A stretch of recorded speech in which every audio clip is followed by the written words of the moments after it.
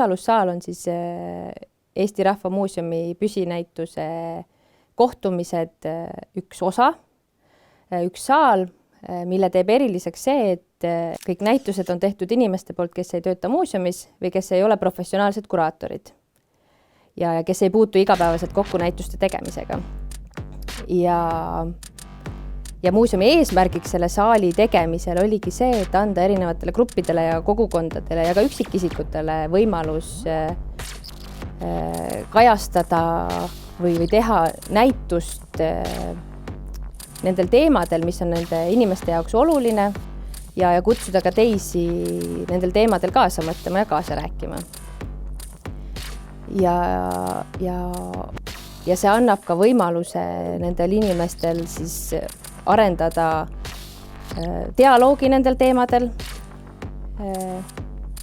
ja samuti muuseumil võib-olla ka tutvustada neid teemasid, mis ei ole meie praegusel püsinäitusel kajastamist leidnud. Ja esimene osalussaali näitus pealkirjaga Ajakihid rääkiski siis detektoristide ehk hobiarheoloogide loo. Ja nemad on need siis, kes käivad metalliotsijaga metsas ja põldudel ja teistes kohtades otsimas meie mineviku jälgi erinevatest maapinna seest, erinevatest kihtidest. Ja läbi näituse kuraator ehk siis läbi ühe detektoristi see kajastas tegelikult laiemalt ühte kogukonda, kes siis aitabki leida ja väärtustada Eesti ajaloo ja arheoloogia seisukohalt olulisi esemeid. Miks nad käivad otsimas, mis sunnib neid nädalavahetusel kodust välja minema ja päevi veetma põllu peal, siis teine oluline aspekt, mida kuraator väga rõhutas ja tähtsaks pidas, oli see, et milline on just nimelt see õige ja seadusest tulenev käitumisviis mõne arheoloogilise või kultuuriväärtusega leiu leidmisel. Ja kui oluline on ka see koostöö Muinsuskaitseametiga seal juures. Et kahjuks ikkagi väga palju leide läheb siiski mustale turule ja detsembris oli ju alles ajalehes lugu sellest, kuidas Saaremaal üks linnus kaevati auke täis, mis aga selle linnuse tervikliku ajaloo uurimise seisukohalt on väga nukker, sest tegelikult seda tervikpilti taastada on praegu võimatu. Aga just see, et mida ja kuidas käituda ja miks on just oluline see aus detektorism ja seadusest tulenev käitumine on see, mida kuraator väga soovis rõhutada ja näitusega ka edasi anda ja propageerida. Ja Muinsuskaitse on ka toonud välja, et kui oluline on tegelikult detektoristide panus meie arheoloogia ja ajaloo uurimisse, kuna detektoristid jõuavad sageli nendesse paikadesse, kuhu arheoloogid ise ei lähe või neil ei ole aega minna.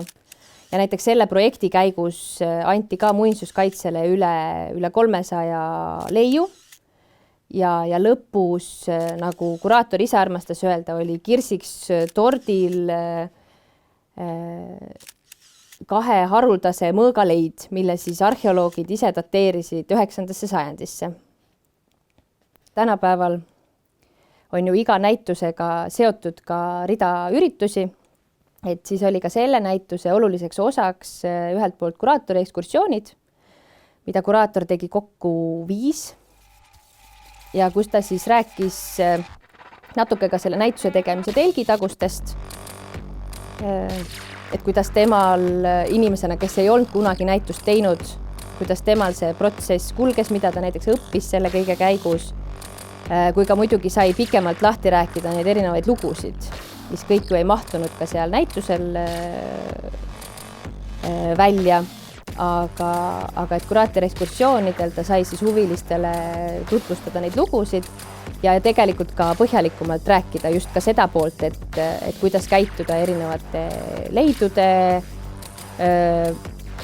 leidmisel siis kas siis oma maadelt või ka seda, et kui tuleb keegi, kes väidab, et ta on detektorist ja ta soovib teie maadele otsima tulla, et siis mida tegelikult see inimene peaks teadma, et näiteks millised paberid, millised dokumendid peavad selle detektoristil olemas olema.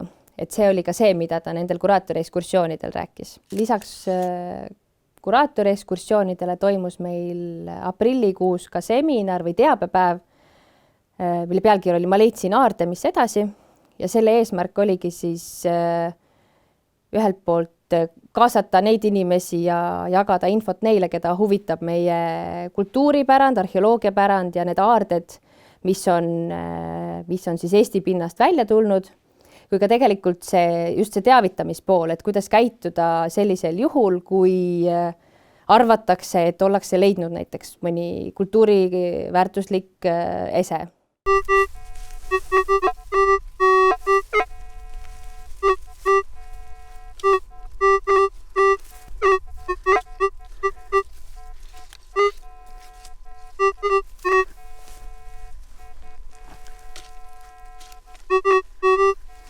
Saime kätte. Juba paistab vist. No nii. Kas helistame Nelene nüüd või? Vana hõberipats münt. Näed. See on juba parem asi. Ta ei taha vastu võtta.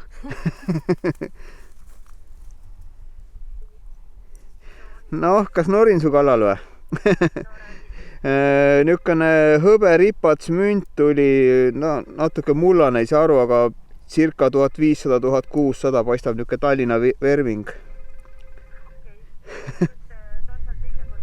Jah, see, ütleme, kus see nii-öelda tee võis olla. Jah, ma võtan oma koordinaati siis.